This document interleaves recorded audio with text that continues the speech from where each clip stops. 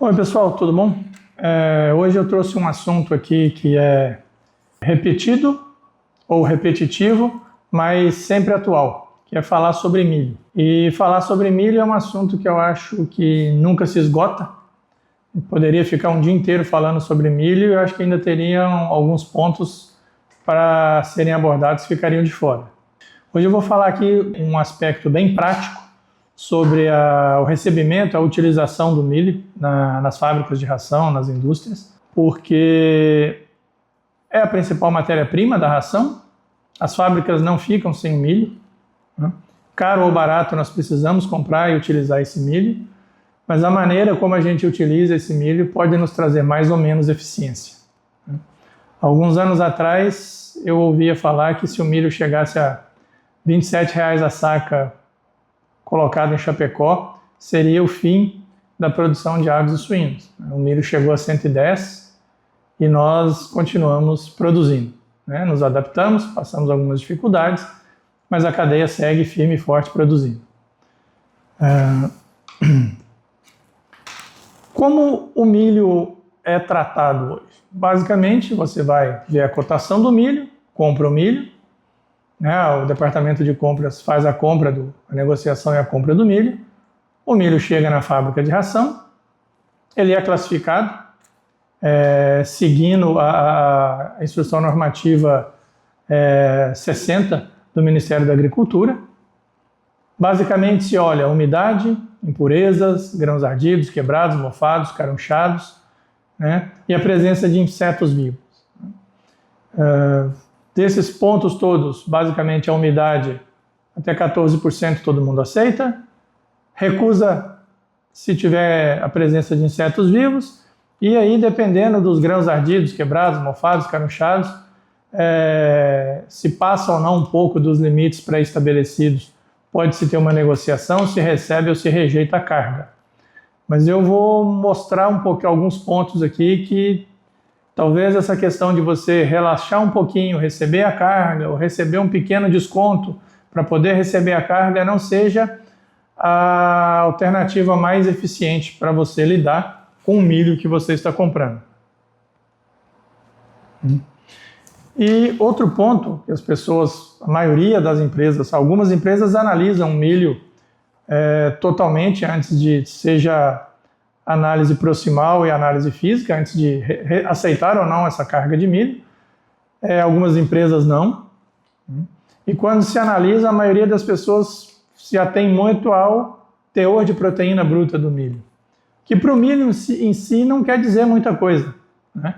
Porque a função do milho na ração não é prioritariamente como fonte de proteína. Sim, ele fornece proteína, mas prioritariamente ele é uma fonte de energia.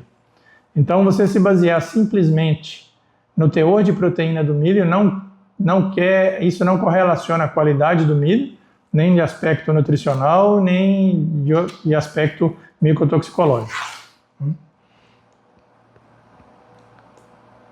O milho, né, ele tem a sua composição média, né, variando um pouquinho, então, seguindo a normativa, ele pode ter até 14% de água, em torno de 62% de amido, em torno de 8% de proteína, em torno de 12% da parte fibrosa, em torno de 4% de óleo. Claro, isso vai variar de acordo com o tipo de milho, a região onde foi plantada, mas, no geral, essa é a base do milho.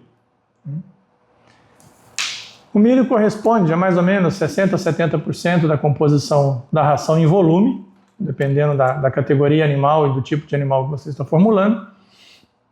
Isso vai representar em torno de 45% a 50% do custo total da ração.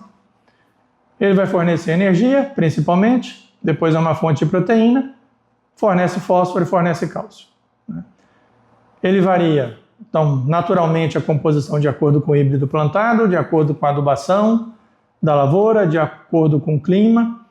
E essa questão da variação com relação ao híbrido plantado é muito interessante porque o que a gente observa, não sou agrônomo, mas o que a gente observa é que quanto maior a produtividade do milho em grãos, em sacas por hectare, pior é esse milho nutricionalmente, menos amido, ou seja, menos energia esse milho tem. Mas o produtor, quando compra, escolhe uma variedade de milho, ele está buscando não a qualidade do milho em si, para quem vai usar para fazer ração, mas em produtividade, que é o que paga a conta dele. Então, quem faz o melhoramento genético, quem produz o milho, não tem a mesma visão do principal usuário do milho, no nosso caso, que é ração. Eles olham a produtividade, a quantidade de milho produzido por hectare, e nós precisamos olhar a qualidade. Se algum dia a gente vai chegar a comprar milho por qualidade, não sei, não é uma coisa fácil de resolver, mas pode ser que daqui a pouco a gente chegue a evoluir na compra do milho, como aconteceu na cadeia do leite, que hoje se paga leite por qualidade. Quem sabe no futuro a gente consiga pagar o milho por qualidade nutricional, né? Além dessa variação natural na lavoura, a gente tem uma variação grande que é no pós-colheita, que vai desde a secagem e passando pela armazenagem desse milho. Então, temperatura de secagem desse milho nos secadores depois da colheita, a própria umidade com que o milho é colhido vai interferir na secagem desse milho, e o tempo de armazenamento e as condições de armazenamento desse milho. Esses fatores todos, pós-colheita, eles nunca melhoram o milho que foi colhido. Eles normalmente interferem para piorar a qualidade desse milho do ponto de vista nutricional. Chegando na ração propriamente dita, o milho representa de 60 a 70% da energia metabolizável da ração, de 20 a 30% da proteína bruta, 10% da lisina digestível, 25% da metionina digestível, em torno de 21% da treonina digestível, 14% do triptofano digestível, 11% do fósforo e 5% do cálcio. Eu tive a oportunidade de acompanhar o trabalho de uma colega de mestrado, publicado na revista da Sociedade Brasileira de Zootecnia, que mostra bem os dados, como o tempo de armazenagem e a temperatura de secagem do milho pioram gradativamente a qualidade do milho. À medida que a temperatura de secagem do milho aumenta, o milho perde em digestibilidade, e à medida que o tempo de armazenamento também aumenta, o milho também vai perdendo qualidade. Ele vai perdendo qualidade porque ele vai perdendo umidade, vai sofrendo ataque por fungos, ataque por insetos. Tudo isso prejudica a qualidade do milho do ponto de vista nutricional. Estudos mais antigos também mostram, né, que o ataque por insetos, principalmente o caruncho, né, prejudicam muito o milho na questão da energia metabolizável. Você chega a perder aí mais de 100 quilocalorias do milho simplesmente por ataque de caruncho, porque ele vai comer justamente a parte ali onde está o amido. O principal item para quem está formulando ração no milho deveria ser olhar o teor de amido desse milho. Quanto mais amido, maior a energia desse milho. Lembrando que a gente compra o milho por preço. Se você está recebendo um milho com 60% de amido, ele tem um valor de energia metabolizável. Se você está recebendo esse milho com 65% de amido, ele tem um valor energético muito maior. E comprou pelo mesmo preço, né? Você tendo um milho com mais energia, a formulação vai ficar com um custo menor. Como podemos melhorar, né, o processo que a gente tem do milho normalmente na maioria das empresas? O milho a gente avalia ele nutricionalmente de algumas maneiras. Uma é com ensaios in vivo. Isso aí na indústria, na prática do dia a dia, é inviável. Isso aí fica por responsabilidade das universidades e dos centros de pesquisa, né? Através das análises proximais ou da própria classificação física lá do milho, existem equações matemáticas, equações de predição, onde a gente consegue estimar a composição nutricional do milho com relação ao teor de energia e nível de aminoácidos, para você poder ajustar a formulação e utilizar melhor esse milho. Ou ainda, se você tem a oportunidade de fazer a análise do milho via NIR, que é uma análise mais completa, mais rápida, bem simples, depois que o investimento do equipamento foi feito, que é a parte mais pesada, quanto mais análise você fizer no seu equipamento, mais rápido você dilui o custo desse equipamento. Se você tem ainda associada à análise do milho capacidade de fazer uma segregação desse milho, você possa segregar ele pela composição nutricional, um milho de maior qualidade, um milho de melhor qualidade, para usar em uma ou outra fase, você também consegue ter um ganho significativo na produção, na economia, né? E quando a gente pega uma amostra de milho, né, você pega aí 3 amostras de milho diferentes, você faz uma análise por NIR, por exemplo, aparentemente as 3 amostras são iguais. Você, vou usar de qualquer jeito. Mas se você for parar e analisar, você vai ver que a diferença é sutil, né? Você chega a ter diferenças aí de 40, 50, 70 quilocalorias entre uma carga de milho e outra. Se você fizer um ajuste na formulação, você conseguir fazer um ajuste na formulação, até segregando esse milho, a economia é expressiva, né?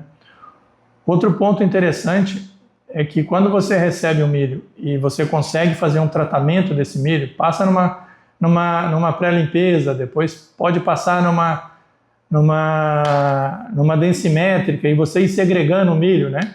Você vê que existe uma variação grande na composição desse milho, né? Um milho que você recebe ele lá com 3.313 quilocalorias de energia, né? Você faz uma pré-limpeza e seleciona o milho do milho quebrado, você já vê que já sai a fração milho quebrado sai com muito menos energia do que aquele milho selecionado. Se você passa esse milho numa densimétrica, você vai ver que o milho que saiu na densimétrica, ele tem uma energia muito mais alta do que aquela primeira porção que você recebeu originalmente, né? E você consegue assim destinar, rações com mais alto nível de energia, eu vou destinar o milho que tem maior teor de energia para eu economizar na formulação, ou consigo selecionar esse milho para usar em fases críticas, como fases pré-iniciais, fases reprodutivas. O milho quebrado vou direcionar para uma fase final, ou mesmo e pegar o pó e descartar esse pó, né? Eu sei que muitas vezes quando a gente fala em descartar alguma coisa, seja descartar um pouco do milho quebrado ou descartar o pó, é um pouco complicado porque esse pó, ele entrou como preço do milho, com o preço cheio do milho, e você está descartando o preço de milho, né? Então pode ser que seja um pouco complicado isso, mas se você conseguir fazer esse manejo na fábrica, o resultado tanto zootécnico como econômico com certeza vem. E aí, pegando as três amostras de milho que eu disse inicialmente, se você segregar essas 3 amostras de milho, analisar e formular separadamente as rações com essas amostras, você vai ver que com milho com 3.364 quilocalorias, um outro milho com 3.327 quilocalorias de energia metabolizada e um outro milho de 3.290 quilocalorias de energia metabolizada, você chega a ter uma diferença de 37 a 74 quilocalorias entre o primeiro, o segundo e o terceiro milho. Quando você faz uma formulação, por exemplo, uma ração de frango em crescimento, né, você chega a ter, utilizando o milho com 37 quilocalorias a menos, você chega a ter um incremento de R$ 23,15 por tonelada de ração. Se você utilizar um milho com 74 quilocalorias a menos, você fizer a correção dessa formulação para que todas elas tenham o mesmo nível de energia metabolizável final, você chega a gastar até R$ 45,97 a mais por tonelada de ração, né? Então você tem 2 opções: você não segrega o milho, não analisa, não segrega, você vai ter uma parte da ração que vai para o campo com uma energia abaixo do que você estimou, e, consequentemente, o desempenho do animal, seja ave, seja suíno, vai ser inferior ao que você estava esperando, ou você faz essa correção, mantém o seu desempenho, mas você tem um incremento de custo. Ou você consegue segregar essa ração, consegue segregar esse milho, otimizar a formulação e tirar um benefício desse milho, porque tudo entra com o mesmo valor. Agora, como você vai utilizar, você pode capturar algum resultado ou perder um resultado, e a perda, infelizmente, é sempre maior do que o ganho que a gente consegue capturar. Então, esse é um ponto prático, né, que a gente não aprende em universidade, a gente aprende no dia a dia, e que a gente pode buscar manejar de diferentes maneiras para mitigar o impacto desse milho, principalmente em épocas de alto custo, né? Esses valores que eu mencionei agora são com valores de milho que eu tenho em fevereiro de 2025, né? E isso varia de época para época, mas quanto mais caro estiver o milho, maior vai ser essa diferença, esse ganho ou essa perda que você vai ter. Tá joia? Espero que eu tenha contribuído com informações nesse vídeo. Lembrando que na Brasfeed nós temos um laboratório bem completo para dar suporte aos nossos clientes, seja com análise física ou análise proximal, tanto em química úmida como em NIR, e a gente consegue dar um suporte e orientar o nosso cliente nas formulações para que ele consiga maximizar os ganhos, tanto zootécnicos como financeiros.